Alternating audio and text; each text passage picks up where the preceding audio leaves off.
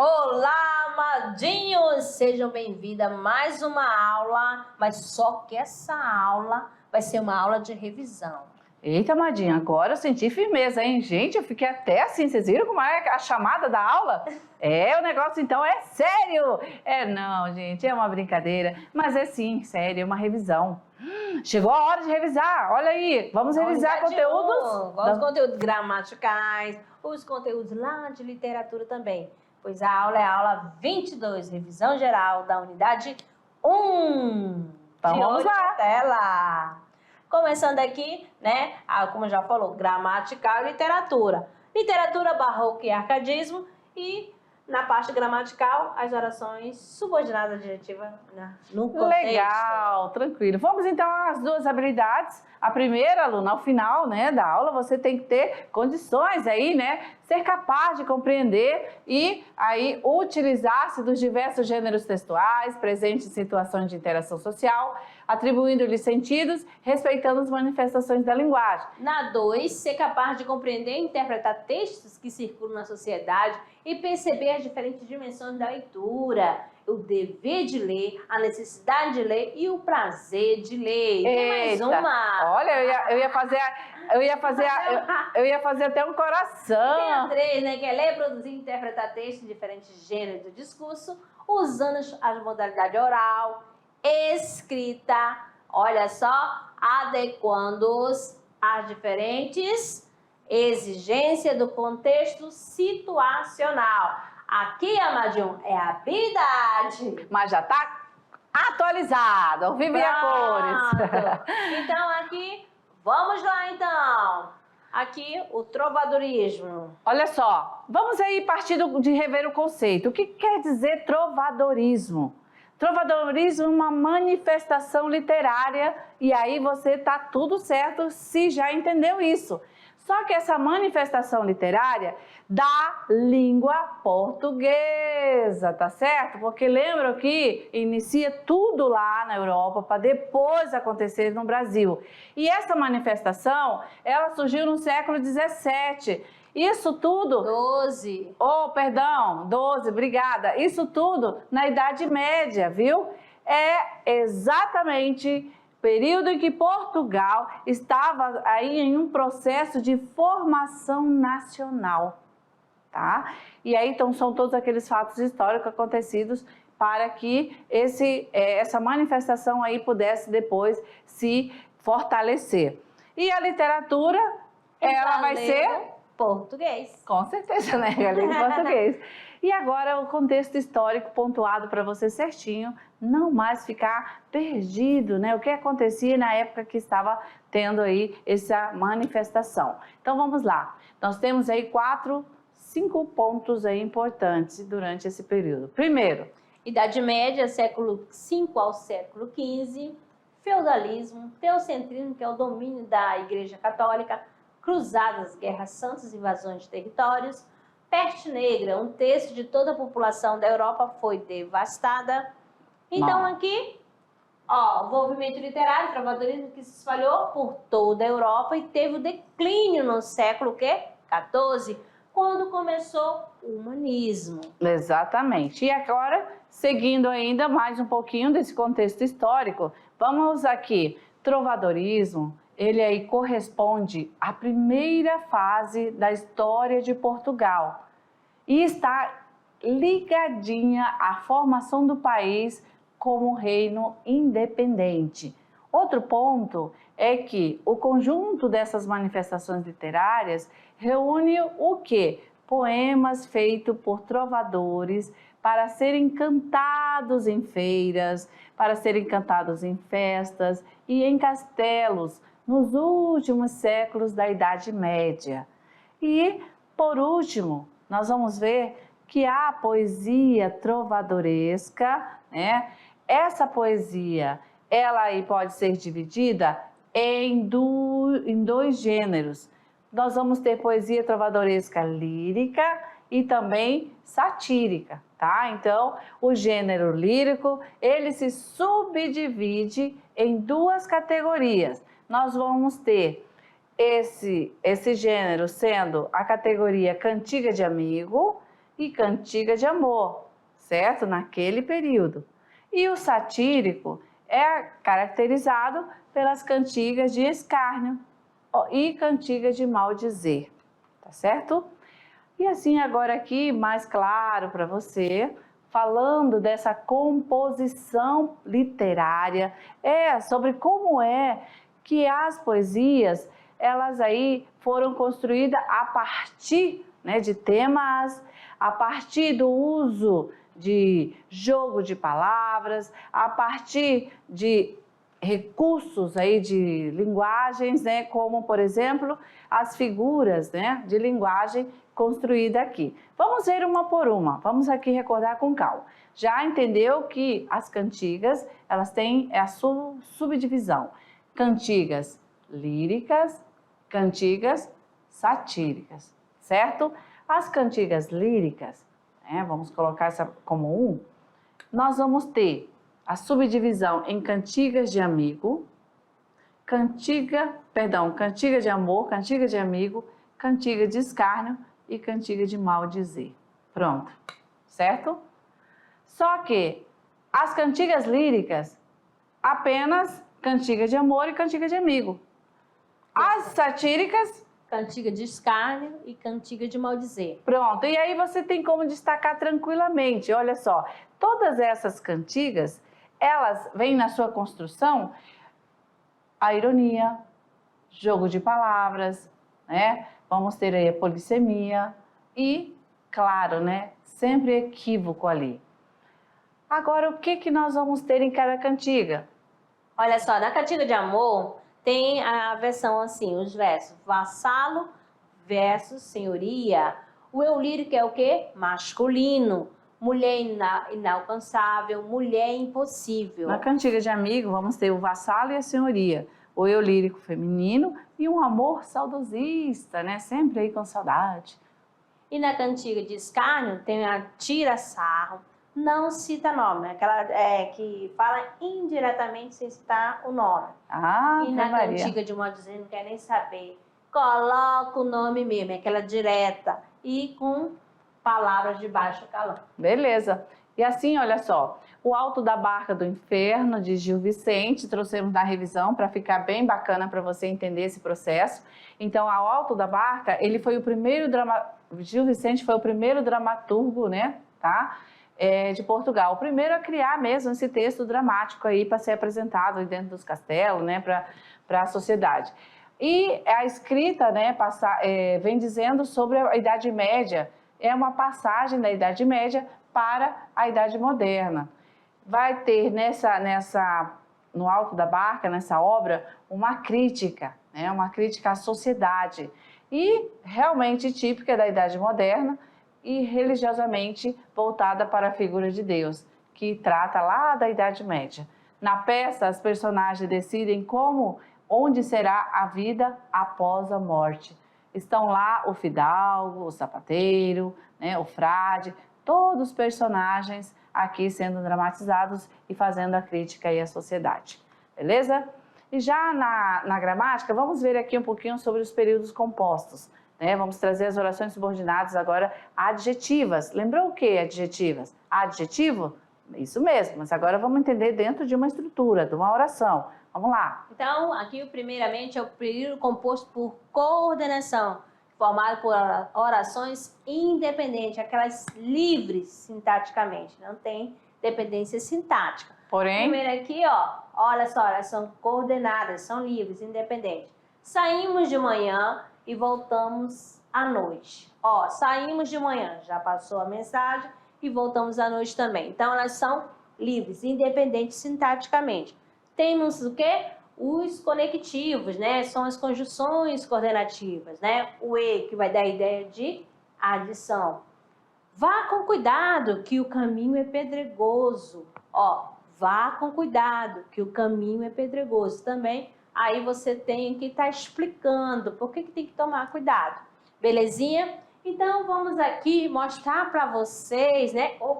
Desculpa. A aditiva da ideia de soma. E o que? Tá justificando, tá explicando. Belezinha? Vamos aqui para mais um exemplo para vocês. Vamos lá. Tá? Aqui nós temos aqui, ó, composto por subordinação. Ocorre quando é constituído de um conjunto de pelo menos duas orações em que uma delas será ou ser dependente da outra, sintaticamente diferente da primeira, que é independente. Então, ela vai ser, se depende da outra, ela vai ser subordinada à oração principal. Temos aqui, não sei o quê, se poderei viajar nas férias. Então, aqui nós temos a oração principal e a segunda parte, que é a oração subordinada. E aqui, quero o quê? Olha só, quero já é a oração principal, que faça uma dieta sem gordura. Então, a oração subordinada é essa que está grifada. Mais outra aqui, amadinho, ó. Esta sentença tais, o velho honrado, vociferando estava, quando abrimos as asas ao sereno e sossegado vento e do porto armado nos partimos de Camões. Então, tome nota, que aí você já está percebendo que aí é um período composto por subordinação. Vamos lá? Mais outra aqui, a questão das adjetivas contextualizadas. Agora as adjetivas. Composto por coordenação. É. Nós temos aqui, ó. Bem, a gente tem um quadro para que fique bem tranquilo para você, viu, estudante? Olha lá, aqui está todas as orientações para você conseguir analisar e chegar às subordinadas adjetivas. Primeiro que as adjetivas, elas vão estar sendo guiadas, olha só, pelo pronome relativo que, beleza? E aí, podendo ser substituído esse que por o qual, as quais ou os quais. Primeira informação é essa. A subordinada adjetiva, ela vai iniciar com o pronome relativo que. Pronto, entendeu isso? É a primeira análise que você vai fazer. Segundo, nós vamos ter aí nessa oração, ela tem que vir antes, né? Ou quando ela vir sem a vírgula, né? Antes do pronome, certo? Ela vai ter uma classificação. Quando ela vir com a vírgula, né? Ela vai ser outra classificação. Então, bora focar agora nisso aqui, certo? A subordinada, ela não vai ter vírgula. Sem a vírgula. A restritiva, né? Muito bem. A adjetiva restritiva não terá vírgula. E aí, nesse caso, vamos aqui para um exemplo. Neste aniversário, só comerei bombons que são doces. Olha o quê? Ó, só os que foram doces que eles vão comer. E agora? Esse que são doces, né? Ó, tá restringindo, tá te dando um limite, tá bom? E já na explicativa, como vem com a pontuação, ó, neste aniversário, vírgula, só comerei bombons que são doces. Ó, tá entre a vírgula, tá explicando. Aí você vai lembrar do aposto, né? Que explica um termo anterior. Então, só comerei bombons. E aí, isso dá todo a coesão fazendo essa verificação semântica, tá? Beleza. Agora, a subordinada adjetiva, ela exerce função. Vamos ver agora essa outra função como adjunta de nominal em alguns termos das orações ou da oração principal. Desejamos uma paz duradoura. Olha, duradoura é o quê? Está qualificando paz, que é o substantivo. Então, está tendo função de adjunto adnominal, porque paz é um substantivo, paz é o nome, então está ligado ao nome. Desejamos uma paz que dure. Olha lá, duradoura, que era adjetivo, se transformou em quê? Em um verbo, amadinho. Desejamos uma paz que dure. Então, oração principal, desejamos uma paz que dure. Oração subordinada adjetiva. Lembra que inicia com pronome relativo que? Pronome relativo. Agora, para você, a gente construiu essa sigla para deixar você topzera da galáxia, OSA. tá? Olha aí, ó. OSA. O que quer dizer oração subordinada adjetiva? Olha que legal. E a oração subordinada adjetiva, a OSA, ela só tem duas classificações. Restritiva e explicativa. A restritiva? Não tem vírgula, destacam-se um lugar no meio do outro. E a gente fez assim, ó, esse N barra não tem vírgula. Exatamente. E a explicativa? Generaliza uma ideia universal, funciona como aposto, né? Sim, tem vírgula obrigatória. E ainda colocamos assim, ó, 2 vírgulas. Gente, ficou top isso aí pra vocês, hein? Vamos aí analisar a partir agora do gênero tirinha. Olha só que o Snoopy lá dormindo, né? E de repente o passarinho começa a cantar. E ele automaticamente fala assim: odeio pessoas que cantam de manhã. Então, Amadilia, eu odeio as pessoas somente aquelas que cantam de manhã. Então, essa parte aí, ó, é a oração subordinada adjetiva restritiva. Muito bem. E aí nós seguimos ainda com outro exemplo. Pedra que rola demais não cria limo. E pedra que rola não junta musgo. Então, aí também uma oração subordinada adjetiva. E agora o estudo da matemática, que estava difícil, deixou todos apreensivos.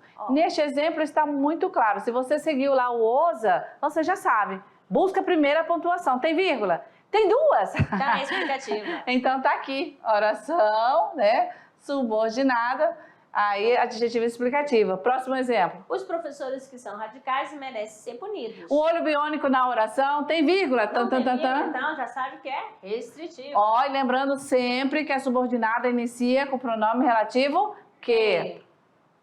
Agora literatura. Respira. Vamos aí contextualizar, né? O contexto histórico do Barroco. Lembrando que Barroco é do século XVII, os fatos ocorridos nesse período contra a Reforma e o Renascimento. E temos os autores principais: Bento Teixeira, né? Literatura, poema; Gregório de Matos, literatura em poesia; Padre Antônio Vieira, literatura em prosa. Tá, então esse período dessa construção literária, todas vão ter aí algo diferente. Exatamente. E aí as características elas também se destacam das outras escolas. Olha só, lá a literatura do Barroco é uma linguagem rebuscada, tem um conflito entre corpo e alma, cultismo e conceptismo em figuras de linguagem. E já vamos ver que Barroco aqui no Brasil já foi produzido pelos jesuítas. Isso no fim do século XVI, pelo movimento de catequização. Então, no século XVII, nos grandes centros de produção açucareira, exatamente na Bahia, isso tudo acontecia por meio da igreja, tá? E aí o marco inicial do Barroco no Brasil, 1601, foi aí marcada pela publicação do poema épico Prosopopeia de Bento Teixeira. E já o Barroco em Portugal desenvolveu-se dentro de um período que alternava momentos de depressão e pessimismo com um instante de euforia e nacionalismo. Para você gravar na mente e no coração, o período barroco, todas as poesias, todas as construções poéticas, né, aí dos poemas, sonetos, vão ter figuras de linguagem. As que mais são utilizadas aí, metáfora, antíntese e hipérbole. E, claro, nós vamos ver que o arcadismo, ele também é conhecido como classicismo, tá bom? Nada de criar parafusos aí. Neoclassicismo, perdão. E aí ele surgiu no continente europeu também, no século XVIII, em uma época de ascensão de burguesia, dos valores sociais, dos valores políticos, dos valores religiosos, sempre aí permeado. E aí, como é que foi no Brasil e em Portugal? A experiência neoclássica na literatura se deu aí em torno dos modelos do arcadismo. Tá vendo como uma sempre vem buscando nuance da outra?